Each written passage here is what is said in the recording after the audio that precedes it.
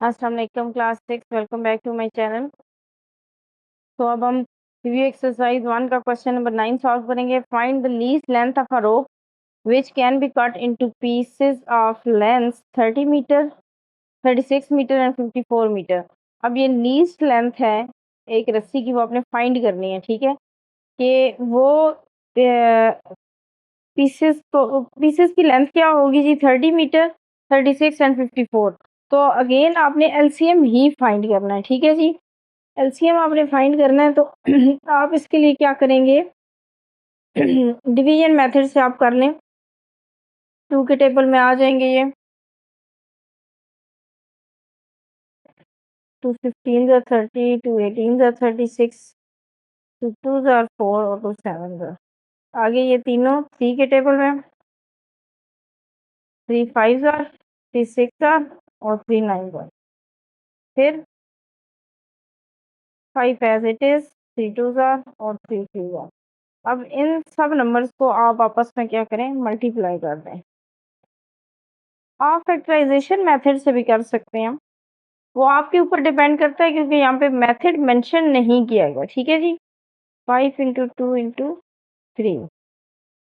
तो ये हमारे पास आ जाएगा इनका आंसर 540 मीटर। ठीक है, 540 मीटर इसका एलसीएम आएगा। यानी कि हम कह सकते हैं कि the least length of a rope which can be cut, ये आपने ऐसे स्टेटमेंट बना देनी, cut into pieces of length of these, वो कितनी होगी? 540 मीटर होगी। ठीक है ना जी। तो यूनिट 1 का क्वेश्चन नंबर 10 है, लास्ट क्वेश्चन है ये रिव्यू एक्सरसाइज 1 का।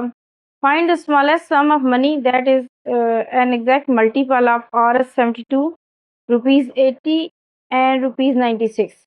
ये तीन जो हैं वो हमें मतलब रुपीस बताए गए, मनी बताई गई है। तो इसका स्मॉलेस्ट सम क्योंकि आपको बताया गया है, तो स्मॉलेस्ट से मुराद क्या है कि हमने इसका एलसीएम जो है वो फाइंड करना है। ठीक है जी, तो एलसीएम फाइंड करने के लिए हम क्या करेंगे कि नंबर्स को डिवीजन मेथड में लिखेंगे और फिर इसको डिवाइड कर लें। 2 3 are 6, 2 6 are 12, 2 4 are 8 0, 2 4 are 8, 2 8 are 16, फिर 2 18 are, फिर 2 2 are 4, 2 2 are 4, 2 4 are 8, फिर 2 9 are, 10 are और 24 12 are। उसके बाद